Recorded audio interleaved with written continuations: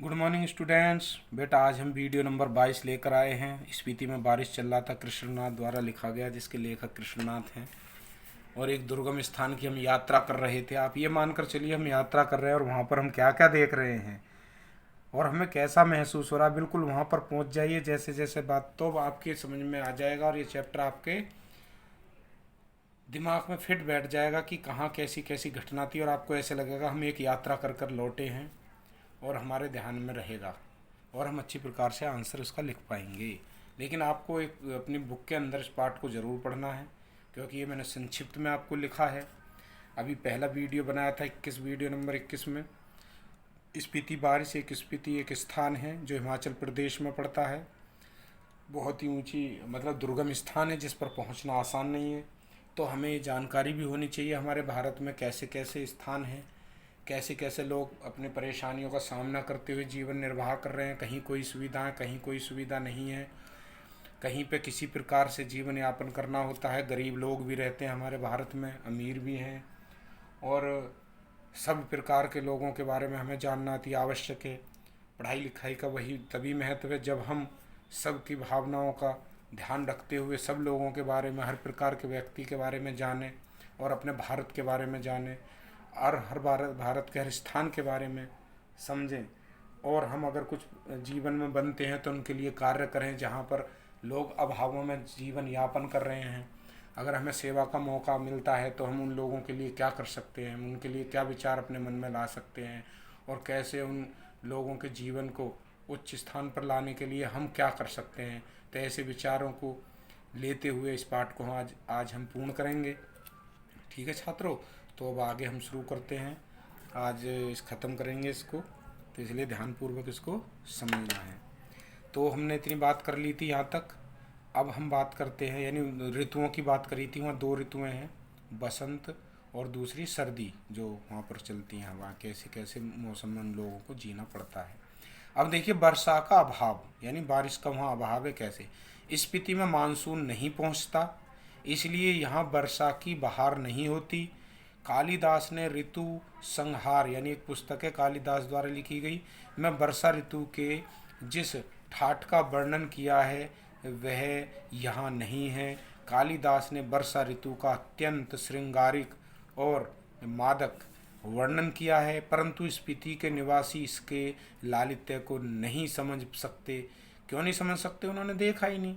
वे नहीं जानते कि बरसात में नदियाँ बहती हैं, बादल बरसते हैं और हाथी चिंगाड़ते हैं और योगिनी स्त्रियाँ रोती कलपती हैं। कारण यह है कि यहाँ कभी कभार बारिश होती है। धरती सूखी, ठंडी और बंध्या रहती है। बंध्या यानी बंजर, यानी यहाँ पर उपजाऊ भी नहीं है, क्योंकि यहाँ पर बारिश कम होती है। आगे देखिए फसलें क्या हैं यहाँ पर, उसके बारे में बात करेंगे हम। फसलें कौन कौन सी हैं? स्पीति में साल में एक फसल होती है। यहाँ जौ, गेहूँ, मटर और सरसों होती है। तो इसलिए बेटा एक चैप्टर को ध्यान से पढ़ना, समझना। कुछ बातें जो आई हैं हमें ये भी ध्यान रखना कि वहाँ कैसा मौसम है, कितनी ऊंचाइयाँ, पहाड़ियों के नाम, उन कौन सी पहाड़ी कितनी ऊंची है, कौन सी फसल वहाँ की जाती है, कितनी ऋतुएं होती हैं। ऐसे क्वेश्चन आपको परीक्षा में आएंगे। और परीक्षा आपकी अर्धवार्षिक परीक्षा यानी half yearly exam one word होगा, यानी बहुविकल्पीय प्रश्न होंगे, एमसीक्यू क्वेश्चन आएंगे। इसलिए छोटी छोटी बातें आपको पूरे चैप्टर यानी अध्याय को पढ़ने पर ही प्राप्त हो सकती हैं, इसलिए पाठ को पूरा पढ़ें। ठीक है, तो ये अब समझ में आ गया क्या क्या होती थी वहाँ।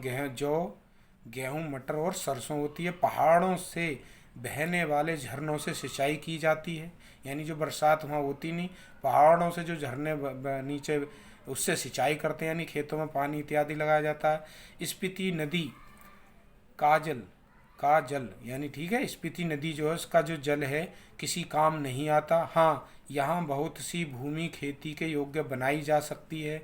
यहाँ अत्यधिक ठंड के कारण न फल होते हैं न पेड़। पढ़े लिख दिया है, पेड़ है। ठीक है, पेड़ यानी न पेड़, इसलिए स्पीति नंगी और वीरान है। यानी स्पीति नंगी का मतलब है वहाँ कोई पेड़ पौधे नहीं है, इसलिए तो वहाँ खाली खाली दिखाई देता है। वीरान है, वीरान है का मतलब वहाँ पर कोई लोग भी ज़्यादा नहीं रहते हैं ऐसे क्षेत्र में, और आसपास गांव बसा कर रहते हैं, परंतु वहाँ ऐसी जगह पर नहीं है। वर्षा का सुखर अनुभव, यानी वर्षा अगर बाई चांस वहाँ हो जाए तो वो कैसा अनुभव करते हैं। तो लेखक को एक सुखद घटना की याद आती है, यानी राइटर ने यहाँ लिखा है कि सुखद घटना की याद आती है। वह वह काजा के डाक बंगले में, यानी एक स्थान है काजा के डाक बंगले में सोया हुआ था। आधी रात थी, लगा कि कोई खिड़की खड़का रहा है। उसने उठकर खिड़की खोली तो हवा का तेज झोंका मुंह और हाथ को छीलने लगा। लेखक ने दरवाज़ा बंद किया। पता चला कि बारिश हो रही है, बर्फीली बारिश, जैसे नगाड़े पर थाप पड़ रही है और महा महाशंख की ध्वनि तैर रही है। सुबह लोगों ने कहा यात्रा शुभ होगी, क्योंकि स्पीति में बहुत दिनों बाद बारिश हुई है। ऐसी एक घटना लेखक के सामने हुई। तो ये पाठ हमने आपको समझा दिया, संक्षिप्त में जानकारी दी, लेकिन आप इस पाठ को पढ़ना ज़रूर, तभी आप क्वेश्चन का आंसर दे पाएंगे।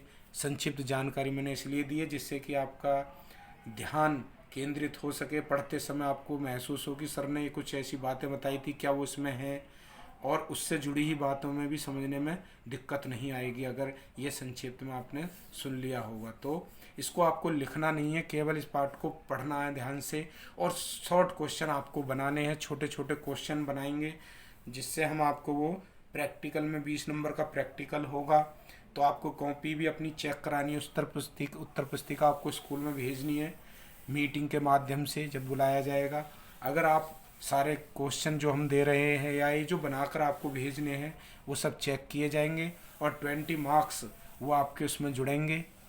80 नंबर का पेपर होगा, इसलिए आप अच्छी तैयारी करें, अच्छे क्वेश्चन बनाएं, छोटे छोटे शॉर्ट क्वेश्चन। लगभग आपको 50 क्वेश्चन हर चैप्टर से बनाने हैं, शॉर्ट क्वेश्चन, जैसे मैंने आपको बनाकर दिखाए थे पिछले अध्याय में। एक वन लाइनर हो, एक लाइन में आंसर आ जाए, क्वेश्चन विद आंसर। ऐसे क्वेश्चन बनाने 30 से लेकर 50 क्वेश्चन होने चाहिए, यानी 30 से कम नहीं होने चाहिए और 50 से ज़्यादा ना बनाए, 50 तक हो जाए बस। तो इसलिए 30 क्वेश्चन से ऊपर होने चाहिए आपके, 30 से कम नहीं चलेंगे हर पार्ट से, और इतने बन जाते हैं आसानी से शॉर्ट क्वेश्चन। ये आपको बनाने हैं और वो 20 नंबर का प्रैक्टिकल जो होगा उसमें आपके नंबर ऐड हो जाएंगे। इसलिए ध्यानपूर्वक इसको पढ़ें, समझें और अच्छी तैयारी करें। परीक्षा से संबंधित छोटे छोटे क्वेश्चन आप बनाएंगे तो आपकी तैयारी हो जाएगी, क्योंकि ऐसे छोटे छोटे क्वेश्चन आपके 1 वर्ड क्वेश्चन आपके एग्ज़ाम में आएंगे। बहुविकल्पीय परीक्षा होगी, 80 क्वेश्चन होंगे हिंदी के, इसलिए इसको ध्यानपूर्वक पढ़ना है, समझना है। तो तैयारी करते रहें। नवंबर में आपके एग्ज़ाम होने वाले हैं हाफ ईयरली। ठीक है बच्चों, वीडियो देखने सुनने के लिए आपका बहुत बहुत धन्यवाद। मिलते हैं नेक्स्ट वीडियो में। प्रश्न उत्तर क्या मैं आपको नहीं दूंगा, क्योंकि आपको स्वयं ही लिखने हैं, क्योंकि हमें 20 मार्क्स के नंबर आपके इसी के माध्यम से देने हैं। ठीक है छात्रों, आपका बहुत बहुत धन्यवाद।